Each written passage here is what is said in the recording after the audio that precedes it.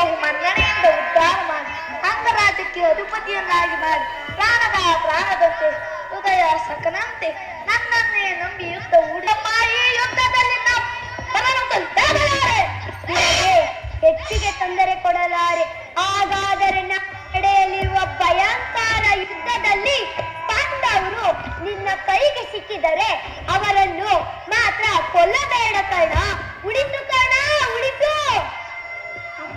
ಪಾಂಡವರೆಂದರೆ ನೀನು ಎಷ್ಟೊಂದು ಪ್ರೀತಿ ಆಗಬಹುದು.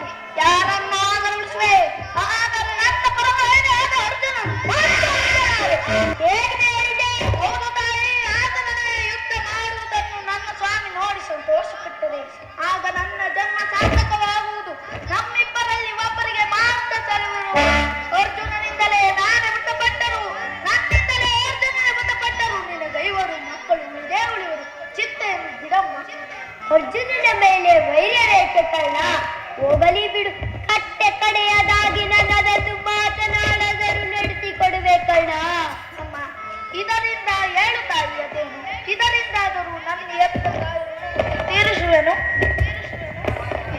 ಸತ್ಯವಾಗಿಯೂ ನಡೆಸಿಕೊಡುವೆ ಕರ್ಣ, ಸತ್ಯವಾಗಿಯೂ ನಡೆಸಿಕೊಡುವೆನು. ಕುಮಾರ, ಆಯುಷ್ಯವಿದ್ದರೂ ಎಲ್ಲಿಯಾದರೂ ಬದುಕಿಕೊಳ್ಳಬಹುದು. ಆದರೆ ನಾಳೆ ನಡೆಯಲಿರುವ ಭಯಂಕರ ಯುದ್ಧ ಯುದ್ಧದಲ್ಲಿ ನೀನು ಕರ್ಣ ಕರ್ಣ ಅದೇನು ಹೇಳು ತಾಯಿ? ಶ್ರೀಕೃಷ್ಣ ಪಾದ ಸಾಕ್ಷಿ ಎಂದು ಕೇಳಿಕೊಳ್ಳುವೆಯಾ? ಶ್ರೀಕೃಷ್ಣನ ಪಾದ ಸಾಕ್ಷಿಯಾಗಿಯೂ ನಡೆಸಿಕೊಡುವ ಅದೇನು ಹೇಳು ತಾಯಿ? ಒಮ್ಮೆ ತೊಟ್ಟ ಬಾಣವನ್ನು ಪುನಃ ತೊಡುವುದಿಲ್ಲವೆಂದು ಆಣೆ ಮಾಡು. ಕುಮಾರ, ಏನು ಹೇಳಿದೆ?